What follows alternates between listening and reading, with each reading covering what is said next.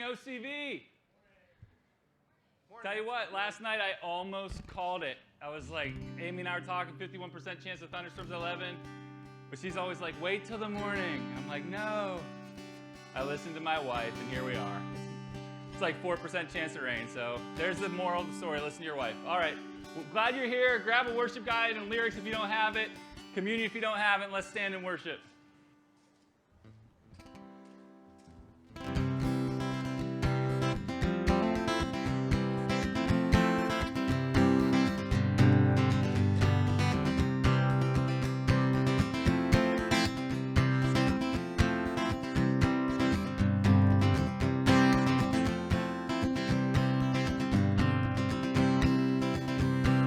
In my wrestling and in my doubts, in my failures, you won't walk out.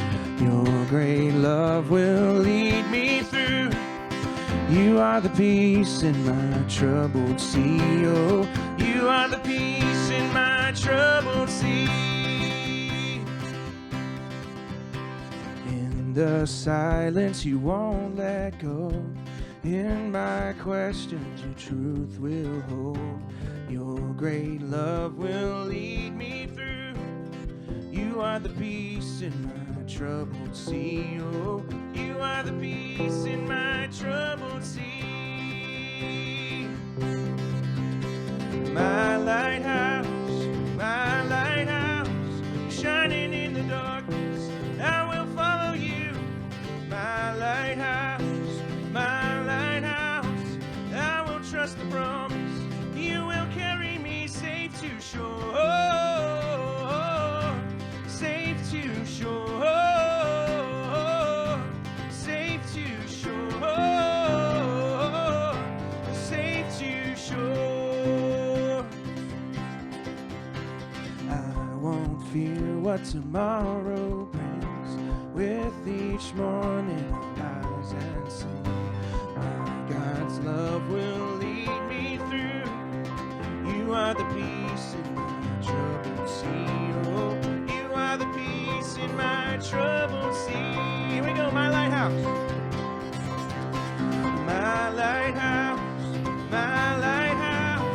shining in the darkness, I will follow you.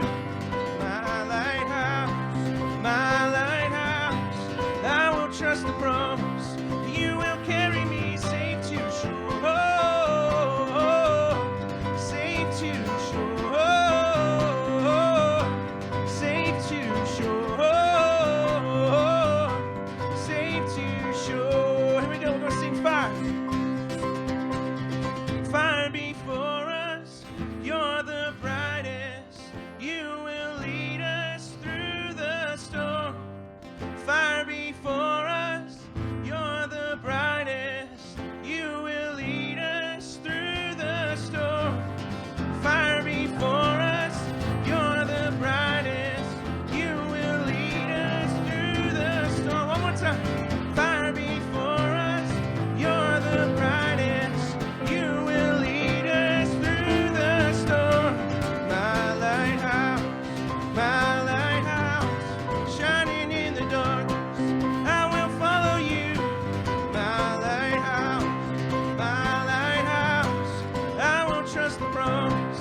You will carry me safe to shore, safe to shore,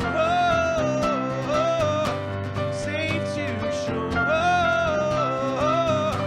safe to shore.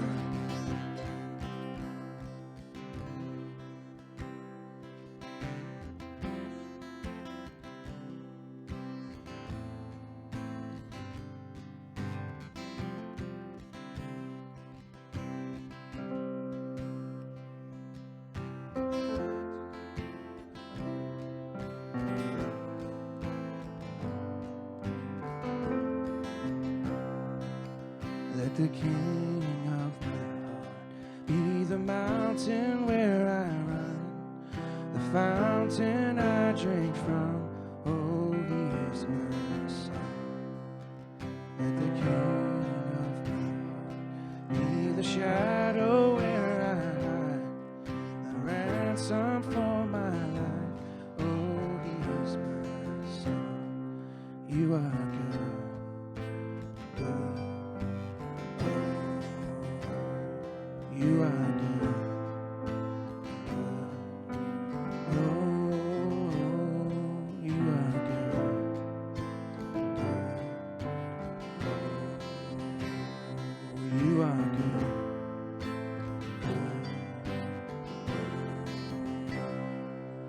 Let the King of my heart be the wind inside my sails, the anchor in the waves. Oh, he's my song.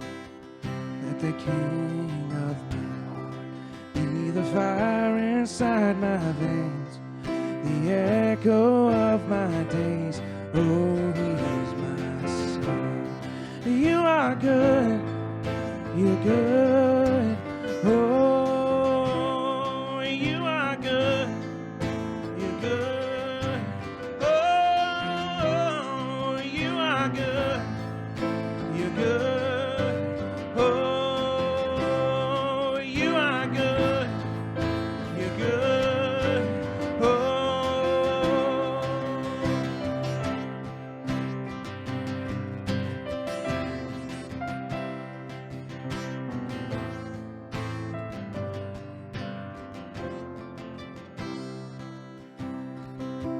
You're never gonna let me down.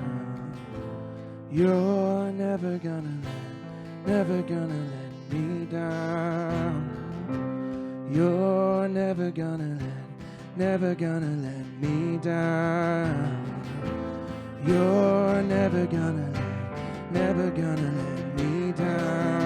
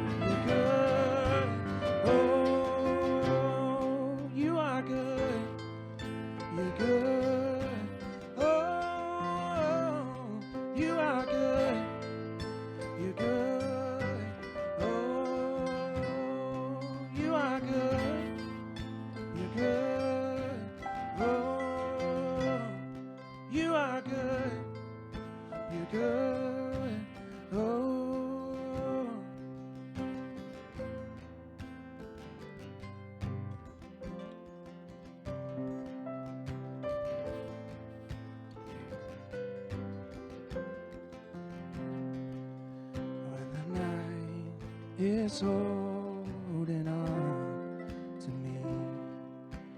God is holding on. When the night is holding on to me, God is holding on.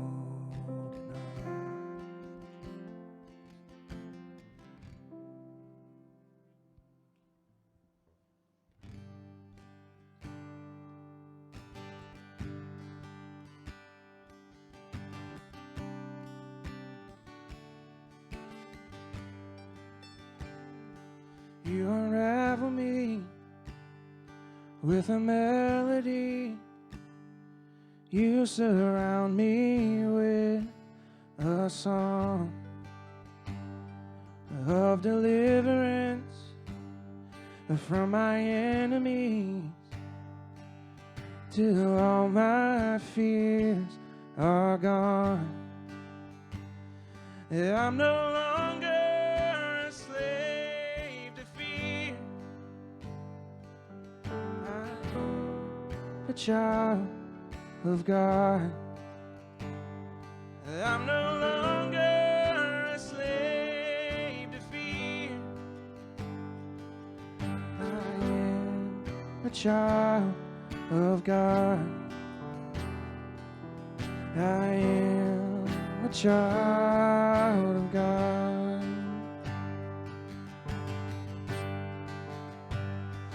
From my mother's womb, you have chosen me. Love has called my name. I have I've been born again into your family. Your blood flows through my veins. Yeah, I'm no longer a slave to fear. I am a child of God. I'm no longer a slave to fear. I am a child of God. I am a child of God.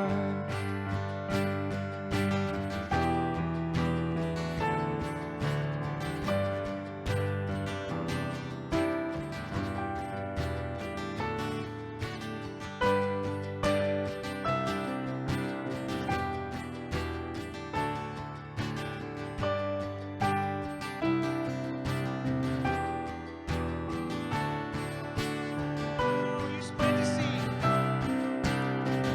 You split this sea so I could walk right through it. My fears were drowned in perfect love. You rescued me so I could stand and sing. I am a child of God. Let's sing. You split the sea. You split this sea so I could walk right through it. My fears are drowned in perfect love. You rescued me so I could stand and sing. I am a child of God. Sing, I'm no longer a slave. I'm no longer a slave to fear. I am a child of God. I'm no longer a slave to fear. I am a child of God. I am a child of God. Sing that one last time. I'm no longer a slave to fear. I am a child of God. I'm no longer a slave to fear. I am a child of God. I am a child of God.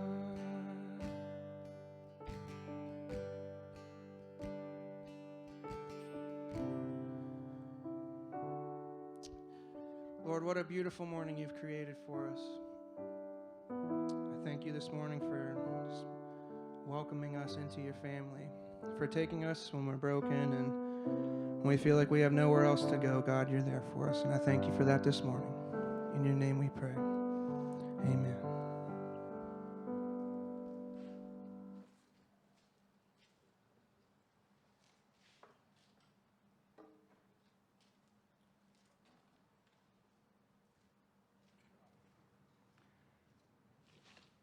Amen. Tell you what, I don't know what it was like out there, but up here that was a sweet time of worship. So I hope you guys could enter into that too. And so many of those songs, it's so funny, Chris and I seldom coordinate. We sometimes do, but we seldom coordinate in the week. And so many of those will tie into what I'm talking about today. So at this point, if you haven't started wandering back there, kids are back in the back. Janae and Charity and JoJo are on OCV Kids today, so thanks for serving, guys. And we're glad you're here. It turned out to be an amazing day. Wow. And just a couple quick announcements. So we call this a worship guide, but it lays out a few dates to save. You'll see Baptism Sunday today. We want to invite you, if this is your first time, that's perfectly fine, to join us for baptisms down at the pavilion. You just basically follow the river this way. There's a map on our OCV group page if you need to know where it is, down to the end of Siverly, and then there'll be a gate, and through the gate, there'll be a pavilion, and past the pavilion, there'll be a ramp down to the river, and that's where we'll baptize. And there's parking back there. There's porta potties back there. We're going to have lunch back there. So come. Please come. We have plenty. The other things on there, we have a youth event coming up July 31st. And then August 13th, we have a kids' movie night at our house. So we're just looking forward to just bring the kids out. We're going to have some popcorn. We have a popcorn maker now. And we're just going to have a good movie night out at our house. Okay, the only other thing to announce, too, is Amy and I and our family are going to be going on vacation. So if you try to get a hold of me in the next couple weeks, and you're like, man, he just doesn't get back, that's right. I might not turn my phone on the whole time, and that's how it's going to be. So my wife will appreciate that, too. That's right. It's an ultimatum, I think I received, but it wasn't too difficult. So the OCV board and then Pastor Mark Miklas are going to be here. Your small group leader, you have lots of people you can go to if you need something. They'll be here. So we'll be away for a bit. Oh, another big announcement. I've been waiting to make this one for a while, so the pieces are now in place. It looks like it's going to happen. Well, it is going to happen. We got the okay. So we've been looking for a place we can grow, right? And those of you who were here last year know we almost bought the Grandview building, and that was a whole labor of love for 2 months, and then we were like, no. It's amazing what architects know that people like me don't, right? But we do have a new home, actually, and we're super excited about it. So we're partnering with Clarion University Venango. And starting in September, OCV will meet in the gym at Clarion Venango. So we're super excited about this. It is a little bittersweet because we love our friends at the YW, but we haven't severed all ties. We're going to keep renting that space on Sunday nights for our youth group and or worship nights and things we do like that. So moving forward, OCV is going to be spread out a little bit. We're going to be down on the end of West 1st Street at Clarion Venango. And then Sunday night youth will be at the Y. And at this point, we still have our transit room space, too. If you need a space just to host something 24/7, you want to do a small group or something, you don't have a place, call me. Not the next 2 weeks, but then after that, and then we'll get you hooked up, okay? So we're excited about that. That gym, they say they held 600 in there for graduation, so we should be good for a while. So you can tell all your friends that you haven't told yet to come out to OCV. And also, you can volunteer because we're going to need some help. It's a bigger space, kids' rooms. There's room for 3 kids' rooms. And quite frankly, our kids' volunteers haven't come back after COVID to the extent that we need them to. So if that's you, please consider it. We really need people. Okay. Let's go to prayer. God,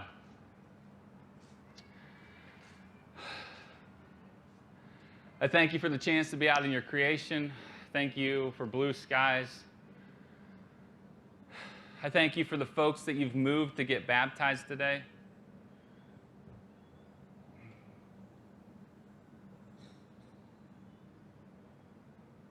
Lord, I pray that you'd speak through your word, that you'd speak to our hearts. I pray this in the name of Jesus. Amen. All right. So today we're going to finish up our series in Acts. Now, I know some of you might say, wait a second, we were just on chapter 16 last week, and you're talking about finishing it up. Yes, I am. Because really the climax of Acts is chapter 15, when the church at the Jerusalem Council makes a decision to include Gentiles. And the mission to the Gentiles commences. It's kind of the launch of the church in its new phase, and that's what Acts has been working toward. The second half of the book ends up kind of being a story of Paul working toward Rome and toward testifying about the gospel before Caesar, which is where Luke leaves it. But the real climax is this idea that, like, you don't have to be culturally Jewish. You don't have to only follow Jewish dietary codes to follow Jesus. You, no matter what culture you come from, can meet Jesus. And we should all say amen, right? That's an amazing thing. And it's something that not all religions have in common. Christianity meets people in the cultures they're from. And Jesus meets them right there. So what we're going to do today is briefly touch on Paul's missionary work. You know, in chapter 14 of Acts, we saw his first missionary journey, 13 and 14. I just want to briefly outline these journeys so you kind of have an idea of what happened during these years. It's really from kind of 46 AD to about 60 or so AD. And what happened in these really pivotal years. And then we're going to highlight one story out of that I think is pertinent for us, especially pertinent for us right now. So Paul's first missionary journey, we talked about this a few weeks ago, was to Asia, to what's now modern Turkey. And it was a journey that he commenced with Barnabas. Barnabas led the way, and at some point in that journey, Paul kind of became the leader. In Acts 13, verse 13, Paul's name comes first, and he's called Paul, not Saul, for the first time. And from that point on, he is leading the charge. During this trip, a pattern emerges. Paul's standard pattern of ministry, which was basically to go to a new city and first talk to the Jewish people there by going to the synagogue. Now, some of these cities were so Gentile, they didn't even have a synagogue. So he would just go to literally the riverbank, right? We heard about that last week with Lydia. He met a bunch of Jewish women who were praying at the riverbank. They didn't even have 10 Jewish men to have a synagogue, a quorum enough to have a synagogue. But these women are praying at the bank, and Paul meets them there, and Lydia leads the charge and meets Jesus, gets baptized, and invites them to her home, and she kind of launches the first house church. This is the pattern Paul sets. He first goes to the synagogues, and then if the Jewish people reject it, or if part of them reject it, he goes to the Gentiles. So that's the first journey. That's 46 to 49 CE or AD. The Jerusalem Council comes after this because a lot of Gentiles are converting. And the Jerusalem Council has to decide, is this okay? And we talked about this a few weeks ago. Long story short, James and Peter and the Jerusalem Council say it seemed good to the Holy Spirit and to us to strike a balance, a very moderate compromise, and they say, you don't have to do very much. Just be sexually moral, refrain from blood. You don't have to become Jewish. Well, after that, Paul launches on to his second missionary journey, and this time he takes Silas, and eventually he picks up along the way Timothy, and Luke, the person who writes these books, seems to accompany him here too. And this journey starts in Antioch. That's where they all start, right? Kind of at the place where Turkey ends there, modern Turkey ends, on the corner of the Mediterranean. They start there, and they go through modern Turkey.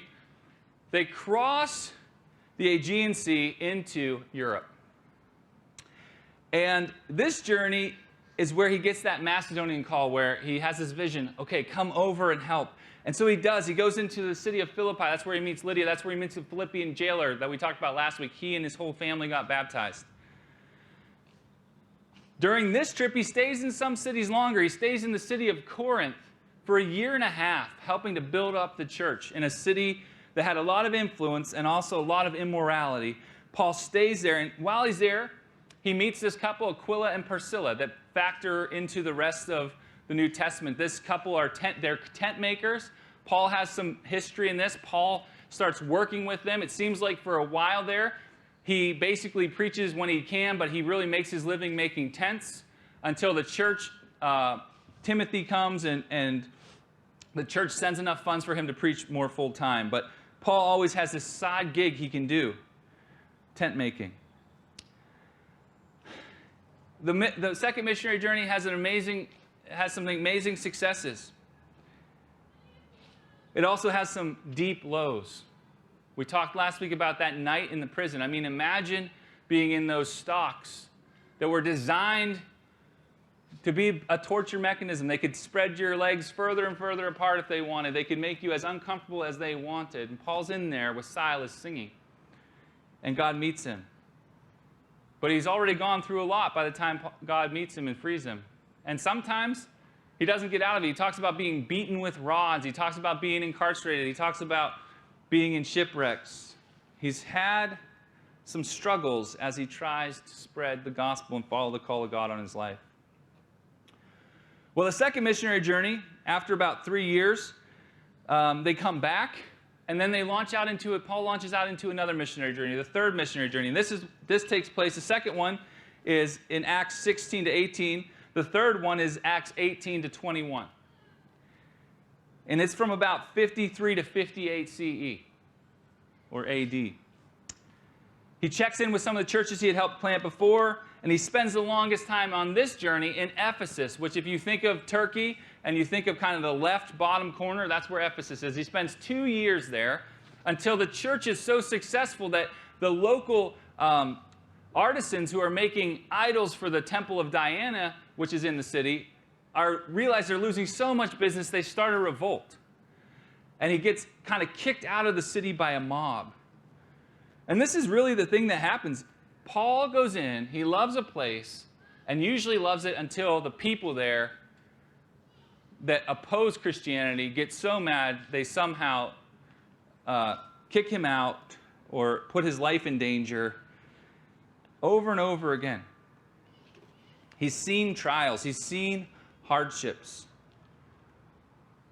These efforts are marked by joy, and it's true. The church is growing. Kingdom gains and growing pains is something I say a lot. That's what Paul sees. The kingdom is growing. God is using him, but it's not easy. There's joy, but there's pain.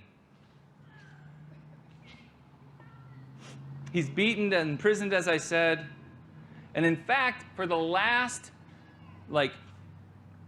5 chapters of Acts, Acts 23 through 28, he's actually a prisoner. He's a prisoner for 4 years, 2 of them in Jerusalem and 2 of them in Rome, where he's under house arrest in Rome with a centurion guarding him. So the book of Acts ends after 3 missionary journeys full of joy and full of hardship with Paul a prisoner. 4 years because of the gospel. And because people had basically lied about how threatening he was to the Jewish faith.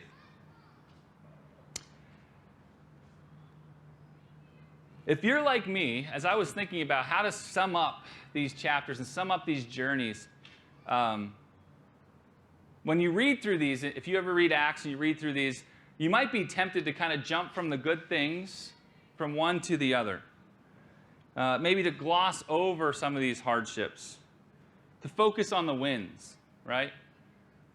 Like in a social media culture, we don't put up the losses, right? We put up the wins. It seems like we jump from one win to another. It's the image we can put across. Acts doesn't do that. We get wins, but we get the hard stuff too.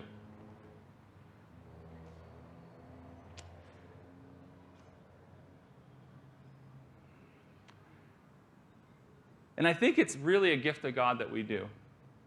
Because our lives, even if it seems like we go from win to win on social media or whatever, they aren't win to win, usually. We have joy and we have pain, just like Paul did, just like the early church did, just like human beings always have. And the question is, what do we make of it? What do we do with it? How do we live into the call that God has for our lives in the midst of it? And that's what I want to dig into in this last section of the sermon. And we're going to look at one story from Paul's journey. And at this point, it's Paul, a prisoner, on his way to Rome because he's appealed to Caesar. And they're sailing from Jerusalem to Rome. So if you open your Bibles to Acts 27, that's where we're going to spend a lot of our time. Paul and the centurion in this chapter, along with Luke, it seems, at least Luke, if not more, are headed for Rome, where Paul has appealed using his Roman citizenship. He said, okay, don't try me in Jerusalem. I appeal to Caesar. He doesn't think he's going to get a fair trial there. He appeals to Caesar. They're on their way to Rome, but there's a problem on the horizon. And it's ominous when we hear about it in the early part of this chapter. The problem is that winter is coming. And the season for safe sailing is drawing to an end. The Mediterranean becomes a pretty difficult place to navigate. In fact, they didn't navigate for about 4 months of the year, from about late November through February, March. And this is coming. Paul says it in Acts 27, verse 9. He tells them as much. He says, I've seen some voyages before. Listen to me, it's not a good idea. We should wait for winter. Listen to his words in Acts 27. Verse 9. Since much time had passed and the voyage was now dangerous because even the fast was over, he's talking about how far into fall they are past the Day of Atonement, the Jewish fast. Paul advised them, saying, Sir, I perceive that the voyage will be with injury and much loss, not of cargo only, and the ship, but also of our lives. But the centurion paid more attention to the pilot and the owner of the ship than to what Paul said.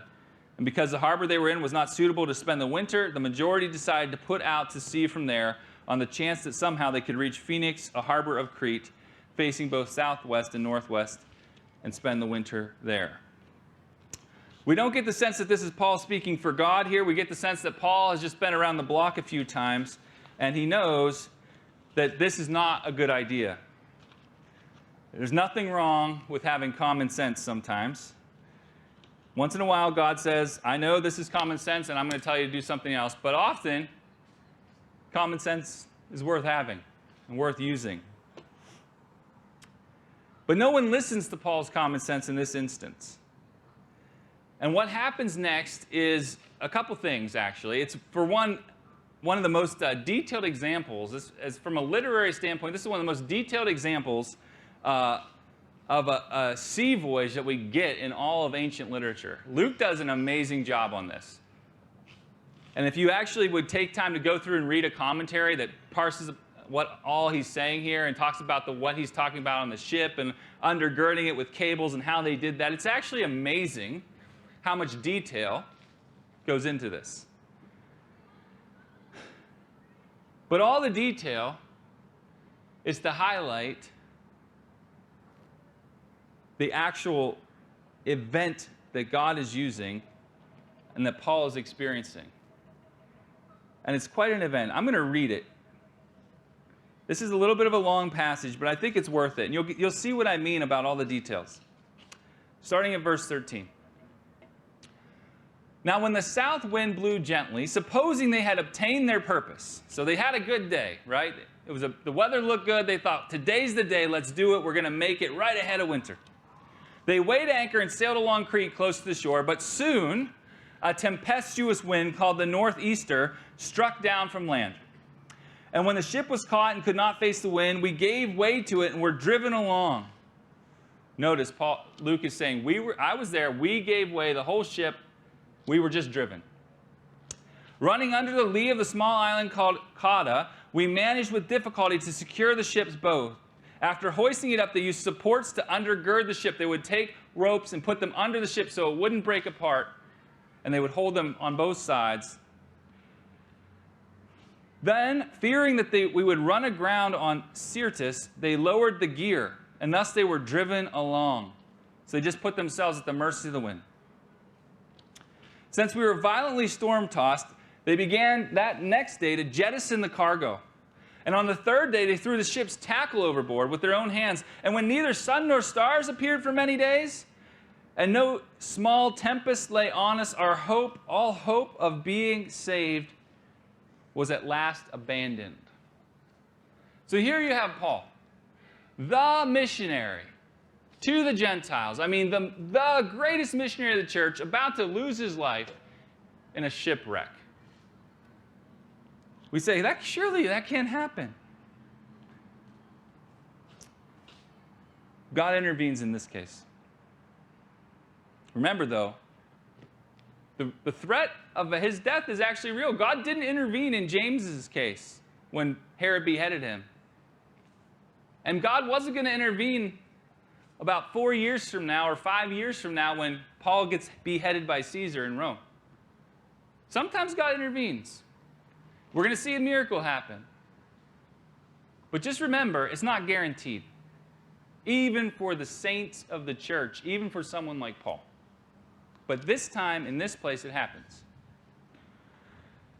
Since they had been without food a long time, in verse 21, Paul stood up among them and said, Men, you should have listened to me and should have not set sail from Crete and incurred this injury and loss. I love that Paul is actually willing to say, I told you also, just so you know. He seems a little more human, right? Like St. Paul. He's like, y'all, told you. Yet now, I urge you to take heart, for there will be no loss of life among you, but only of the ship. Now, is this Paul speaking from common sense? No, this is Paul speaking from what he's got from God. Listen to the next verse. For this very night there stood before me an angel of the God to whom I belong and whom I worship. And he said, do not be afraid, Paul. You must stand before Caesar. And behold, God has granted you all these who sail with you. So take heart, men, for I have faith in God that it will be exactly as I've been told, but we must run aground on some island. When the 14th night had come, as we were being driven across the Adriatic Sea, about midnight, so they've been in this storm 14 days. They've abandoned all hope. The only hope they have comes from Paul, who they didn't listen to before, who says, listen, I was in prayer and God said, we're going to be okay. It's not going to be easy. The ship's going to hit some land. We're going to get stuck. It's going to break apart. It's going to be harrowing, but you're going to be okay. Having that ringing in their ears, this is what happens. They knew they were nearing land. They took a sounding and found 20 fathoms, and found then 15 fathoms. And fearing we might run on the rocks, it's nighttime. They can't see. They just know land's getting closer. They let down 4 anchors from the stern and prayed for day to come. And as the sailors were seeking to escape from the ship and had lowered the ship's boat into the sea under the pretense of laying out anchors from the bow. These sailors know what's up. They're saving themselves. They want to get off. They have one boat. They're taking it. Paul said to the centurion and the soldiers, unless these men stay in the ship, you cannot be saved. Then the soldiers cut away the ropes of the ship's boat and let it go. Isn't it interesting, by the way, that they're willing to listen to Paul now? He's kind of proved himself along this journey in one way or another. Then, as day was about to dawn, Paul urged them all to take some food, saying, today is the 14th day since you've continued in suspense without food, having taken nothing. Therefore, I urge you to take some food. One of the things we don't think about is how seasick even sailors would have been in a storm like that. They couldn't have eaten from both fright and from just being like storm-tossed. 14 days. And when he said these things, Paul, took bread. And giving thanks to God in the presence of all, he broke it and he began to eat. Then they were all encouraged. And they ate some food themselves. We were in all, 276 persons in the ship. And when they had eaten enough, they lightened the ship, throwing out the wheat into the sea. Just kind of as a side note, the only way Rome could have enough wheat for its bread for its citizens was to ship it from Egypt. So all year long until the winter, that's what ships did. And so one of the things this ship was doing to make money, to make its way, was transporting wheat. So it was loaded down. They get rid of that. But what I want us to think about for a few minutes is Paul's significance to this crew. His faithfulness didn't keep him from hardship. 14 days on a storm-tossed ship, 14 days without food. Everyone seemed to have given up hope. The only hope Paul had came from the answer to his prayer, and we don't know how many days in that was. Probably about 13 or 14. But Paul provides a means through which God's goodness flows to the entire ship. And I think that's fascinating. And I think it's motivating and encouraging for us. But before I go any further, I want to read the rest of the story. Let's read the next few verses. Now, when it was day, they did not recognize land, but they noticed the bay with the beach, on which they planned, if possible, to run the ship ashore. So they cast off anchors and left them in the sea, and at the same time loosening the ropes that tied the rudders. Then hoisting the foresail to the wind, they made for the beach. But striking a reef, they ran the vessel aground. The bow struck and remained immovable, and the stern was being broken up by the surf. The soldiers' plan was to kill the prisoners, lest any should swim away and escape. But the centurion, wishing to save Paul, kept them from carrying out their plan. He ordered those who could swim to jump overboard first and make for land, and the rest on planks or on pieces of ship. And so it was that all were brought safely to land. And Acts 28 goes on to tell us they landed on an island called Malta. And one of the first things they would do, wet and tired, cold at the beginning of winter, is make a fire. Paul throws some firewood in, a viper bites him. They think, oh man, this prisoner was really bad because even God won't let him live. But God heals him from the snake bite. And Paul goes on to have a ministry of healing there for 3 months over the winter. He first heals someone related to the leader on the island, and then they just bring all the sick. And Paul, we can only imagine, showing up as maybe the first Christian they've ever met, preaches the gospel with power, with authority, with signs, with wonders, with words, and that island is never the same. And it says when they leave eventually, they're sad to see them go. What a story. Now, Paul eventually winds up in Rome. He spends a couple years there. Church tradition says he eventually does appeal to Caesar. He's found not guilty. He goes to Spain on a mission trip and then eventually winds up in Rome around 65, 66, and Nero executes him, cuts off his head. But Luke doesn't tell us that part of the story. He thinks he's told us enough. We know Paul's going to be in Rome before Caesar, and Luke says that's the goal of this part of the book, and that he signs off. Now, when I was thinking about this story and thinking about how to end Acts and thinking about how to sum up all this going on, I thought this story actually, I think, is maybe a good way to do it. Because one of the things I think that God has for us in this story, at least for us as a community of Christians today, in our context for this space, is just to remind us that actually hardship comes. Like the wreckage of life comes. We don't want to admit it. You'll never, almost ever see it on people's Facebook accounts or Instagram accounts. But you can't avoid it. I can't avoid it. No one can avoid it. Paul can't avoid it. The wreckage of life is part of life. So as much as we should celebrate wins, right? As the Bible says, rejoice with those who are rejoicing and mourn with those who are mourning, right? You know you have problems when you're mourning because someone's rejoicing and you're rejoicing because someone's mourning. You got it backwards. No, we come alongside those who are experiencing joy and we enter into that joy. But we come alongside those who are experiencing hardship and we enter into that. And sometimes we like to fool ourselves that if we just do the right thing, if we just follow God's call, we won't have hardship. Things will go from win to win. The trajectory will be up, up, up. You know, income will get better, better, better. Jobs will get better, better, better. My friendships will, I'll never be betrayed. I'll never be whatever. Like, things will just be good. We think that in our lives. We think that in churches. We just think that. One of the reasons, if you know anything about sociologically what's happening right now with like the life expectancy going down in our country for a number of years in a row, one of the reasons is what they call deaths of despair. Suicides, drinking, chronic illnesses that come with obesity and just like not taking care of yourself.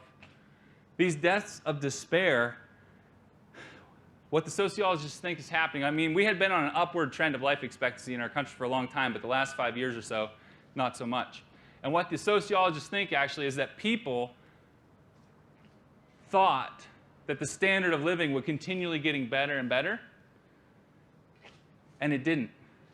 And they didn't know what to do with it. And it led them to treat their pain, to self-medicate in various ways. And it's leading to a whole culture not living as long. Because we have this in our mind, in America at least, I think, that things will just get better and better, and the hardships don't have to come. Maybe there's a story in the past about a hardship, but I overcame that, and I don't want to see that again. We're going from win to win to win. The book of Acts has a lot of wins in it. And in fact, the whole thing is a big W for the church of God, the people of God in the presence of God, filled with the Spirit of God in community. I mean, it's an amazing story, and it continues on. God's not going to let the gates of hell stand against the church. Jesus told Peter that. But within that, man, there's a lot of skirmishes that don't feel like wins and might honestly not be. For the church, for us as individuals. Paul didn't deserve the hardships he had. He didn't do anything to bring on the storm. He dealt with the impact of other people's decisions, the failure of other people to listen to wise counsel, and a situation that was beyond any of their control in nature. This time, Jesus doesn't come in and say, "Be still." Don't we always want that story? We always want that story. I'm in the boat, I'm scared, there's a storm in my life, Jesus come in and say, "Be still." This time, we have Paul in the boat and Jesus doesn't say, "Be still." But he does say, "I've got you." And that makes all the difference. Just yesterday, we remembered, but we also mourned the loss of someone in our church, Bob Wilmer, that we love very deeply, right? Bob didn't have much control over what happened. When a pandemic comes and there's no vaccine yet, you can get it, even if you're careful. And you can die, even if you're careful. What could he do? That was a storm he didn't have control over. He fought as hard as he could. I couldn't help but think about this passage in light of just thinking about the eulogy yesterday and the story. And I thought, there's just some things we don't understand. And there's some storms we don't get. And there's sometimes we just want God to say, "Be still," and the storm keeps going. And we don't know why. But that's not abnormal, actually. That's, in a fallen world, that's normal. Now, it's not going to be normal in the kingdom. And that's what's truly normal. That's why it feels wrong, because we're made for the kingdom. But we're living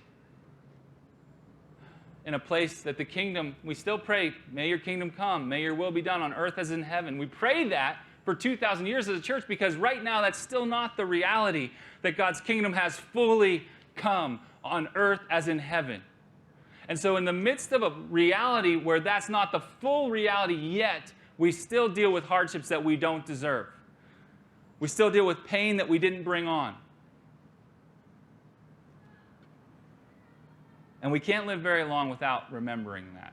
We can try to self-medicate it, we can try to entertain it away, but that's the reality of life.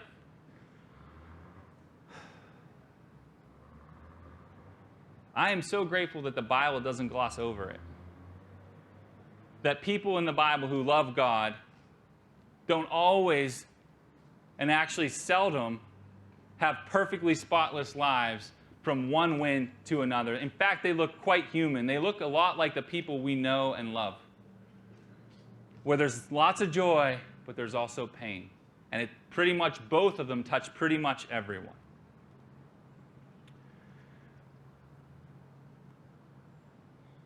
But what we see in this story, and this is my second point for our application. The first is that hardships and the wreckage of life come. I don't think we can deny that, right? But the second point is this: just because they come does not mean that God has abandoned us.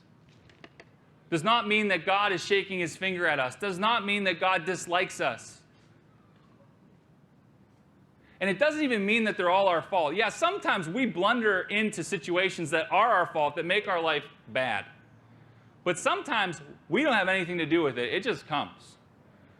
And stories like this help remind us that God's there in the storm, even if he doesn't say, be still. He's there. They remind us that negative circumstances come even in the lives of the most dedicated followers of God. And that's why, honestly, if you take this book and you read it, not just the few parts you like, not just the parts that make you feel all warm and fuzzy or give you Holy Spirit goosebumps. I'm all for Holy Spirit goosebumps, believe me, but we got to read the whole thing. If you read that, you will find it will not let you live as a whole in a cushioned world of health, wealth, and prosperity where you're guaranteed one win to the next. Because people that were more amazing than any of us didn't live that either. To read the whole Bible is to know that God doesn't promise easy, but he promises his presence. He promises to be faithful, and he promises his love won't change. Remember, Paul gets saved from this one, but he doesn't get saved from the executioner's block a few years later, and none of us get saved from death.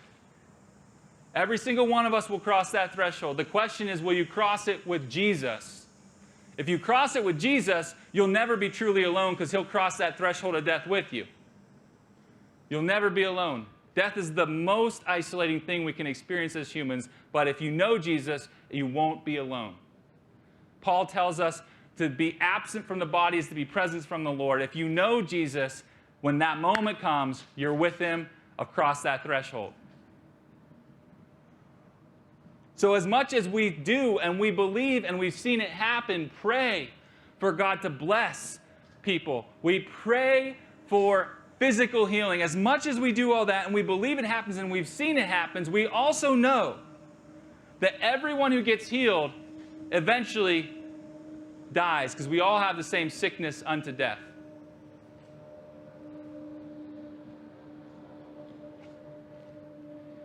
In 2 Timothy 3:12, at the end of his life, it's a prison epistle that many scholars think Paul wrote during his time imprisoned in Rome.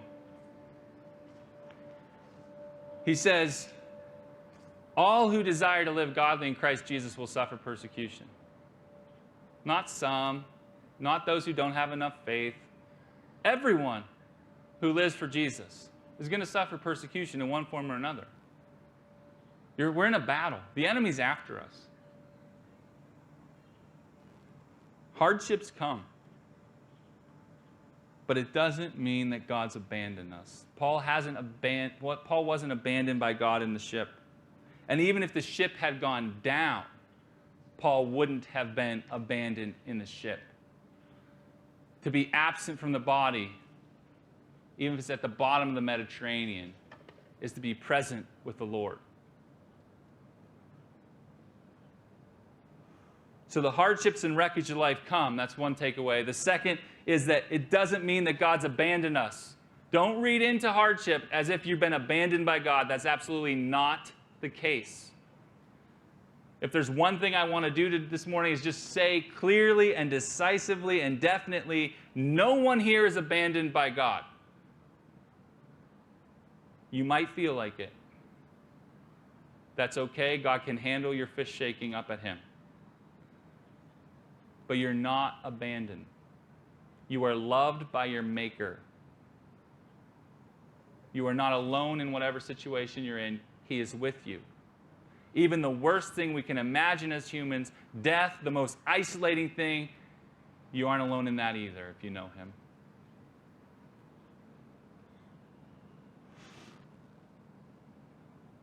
Those are the first two. The last one's this. Our faithfulness in whatever storm we're in actually matters, not just for us, but the people who our lives touch. We try to avoid hardships. I try to avoid hardships. I want things to be easy, just like you. I want to wake up in the morning and have a body that looks like I run 10 miles and lift 2 hours a day without doing it, just like you. We want the easy way. We don't have to seek out hardships. We don't have to seek out persecution. There's nothing to say, just be a jerk and hope people persecute you, and then you can say it's all for Jesus. Like, that's the absolute wrong thing to do. We don't seek this stuff out. It just comes. I mean, Paul tried to convince them not to sail. He wasn't looking for a miraculous God story. He's like, oh, this will be a good one when we sail in the winter and we go down almost, but God saves us. Like, they'll write about this in the Bible and they'll read it for 2,000 years. I can't wait. No, he's like, you know what? We should just not sail. I've been around the block a few times and I know this is going to end badly. He tries to avoid it. But he can't. It's beyond his power to avoid. He's a prisoner. He has to do what he's told. He talks to his bodyguard. His bodyguard won't hear him, and he goes because he has to. There's no way around it. You can't turn that. He's there. He's in. And hardships come. Life is like that. There are times when things don't make sense, when we can't steer around them. We can't even put on the brakes to avoid them. It's just going to happen. God is still near. And get this. He still can empower you, his people, just like he empowered Paul, to in the middle of hardships. Because it's not just you when a hardship comes that it's impacting. It's all the people around you probably. Some of them spread out. In this case, it definitely was everyone around you. And even if it's not the same hardship, most people you know are going through have some sort of pain in their heart at some level. God is in the business of being with us in hardship. And he is in the business of empowering his people to help other people get through hard times and for his people filled with his Spirit to be an agent of the miraculous salvation of God in other people's life. A month ago on July 4th, I preached that sermon, Keep Showing Up. There's a reason. What if Paul would have just zoned out? He's like, I'm good. I know I'm with Jesus. Like, let this ship go down. I'm kind of ready anyway. It's been a hard life. I'm not showing up. I'm not going to pray. I'm not going to seek the Lord for this crew. I'm just done. Like, me and Jesus, just take me home. That's not what he does. He's down in the hold. He is praying. And when after 13 days, God shows up and he says, by the way, I'm going to save you and I'm going to save everyone on this ship because of you. He kept showing up. He knew that he carried the Spirit of the living God. And he had something to offer even in the hardship that was impacting him. Imagine him down there, maybe seasick, throwing up one minute, praying the other. I mean, he is doing what he can. What would the story of this ship been like without Paul? There'd probably be one more wreck at the bottom of the Mediterranean.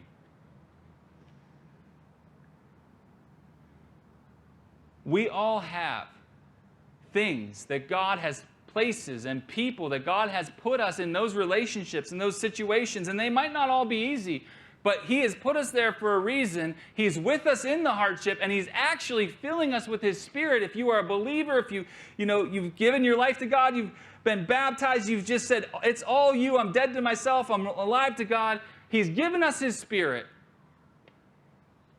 We always have something to offer.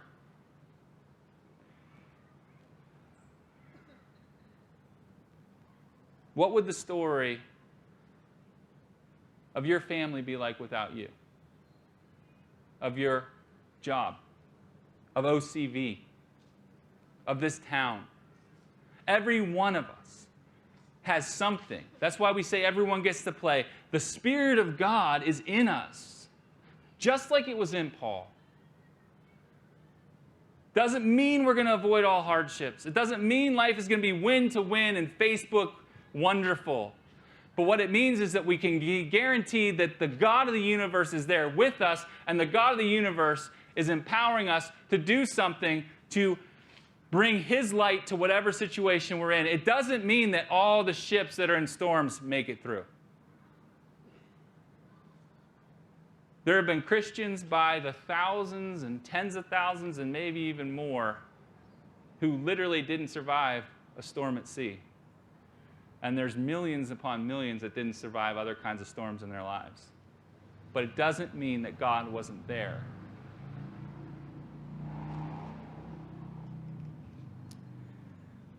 Today, even if life is harder than you wish it is, remember that God hasn't abandoned you. You might feel wrecked, but with God, you can have confidence. There's always hope. Doesn't mean your ship is going to make it to port, but it does mean you'll never be alone. And it's not just hope for you, but because you carry the presence of the living God, where you go, you bring a glimmer and a chance and an opportunity for hope wherever you go. Because you carry the God of the universe with you. And He is empowering you through His Holy Spirit that's in you. That's why I say every week, go out into God's creation and be His people. This old world needs you because you are wired specifically with gifts and talents, and then the Holy Spirit's like the battery that makes it all work. Even in hardships. Let's pray. Come, Holy Spirit.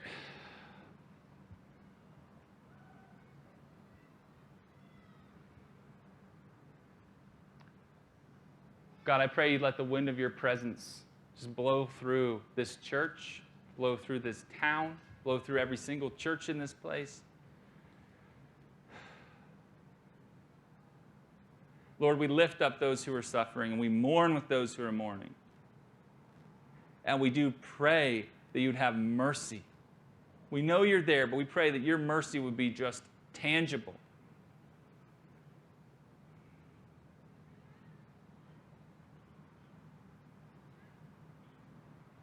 Let us be your people for this time, in this place. Help us to keep showing up, God, and to trust that you will do the same. God, have mercy. Amen. Take a minute. Just quiet your hearts. Maybe the Holy Spirit was speaking to you during that. And going into communion, this is going to be our time of just thought and confession. Just quiet your hearts if God's speaking to you. Talk back. Listen and let Him know how you feel.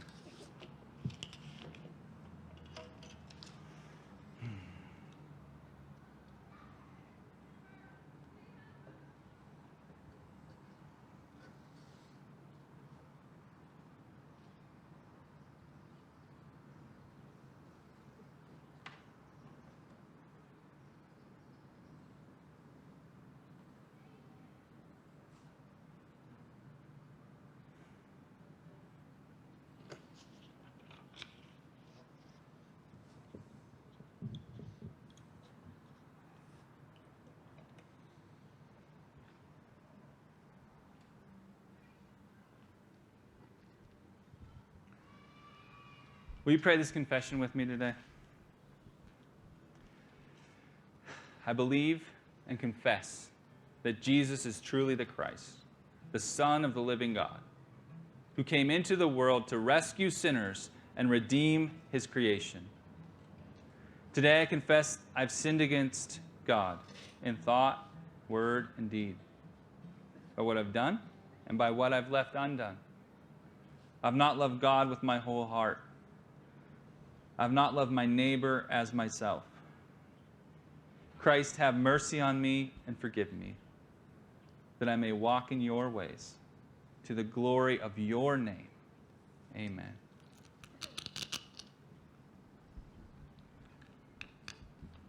And that's exactly what He does.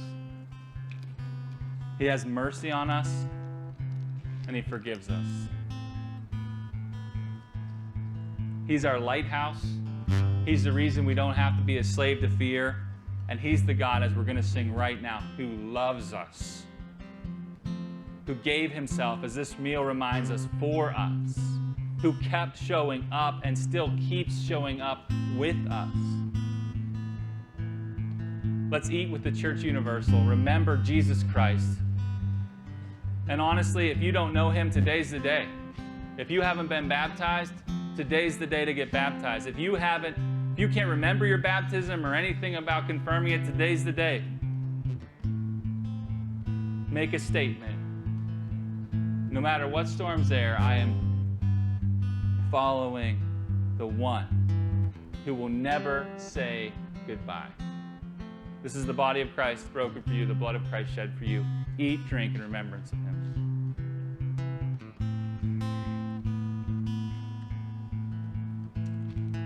Let's stand and sing. If you need prayer, there'll be some prayer available up here.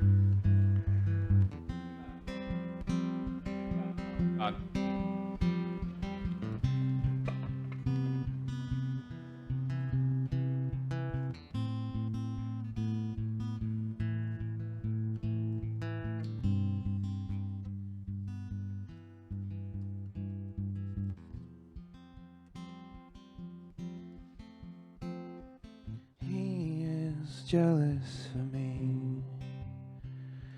Love's like a hurricane. I am a tree bending beneath the weight of his wind and mercy. When all of a sudden I am unaware of these afflictions eclipsed by glory, realize just how beautiful you are and how great your affections are for me.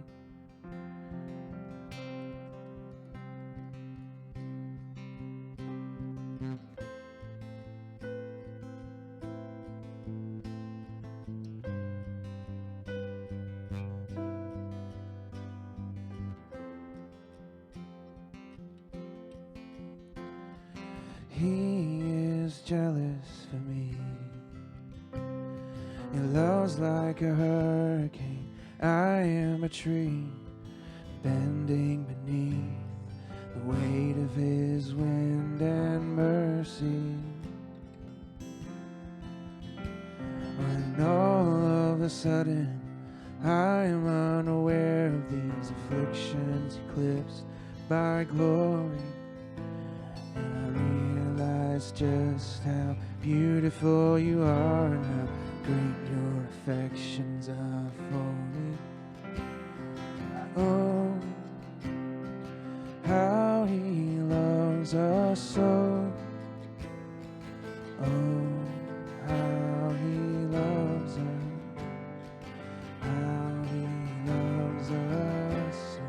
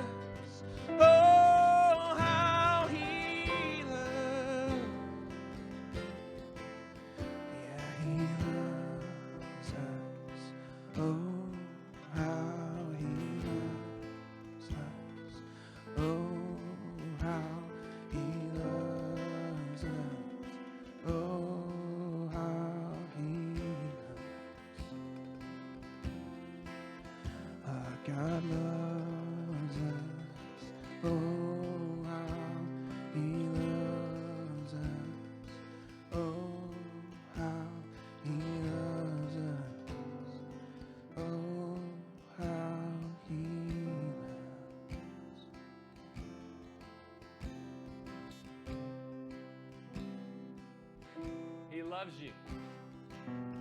And that makes all the difference. Hardships don't mean he doesn't love you. Those just come. You lean in to his love in the hardship. Don't lean away. May the God who loves you bless you. May he keep you.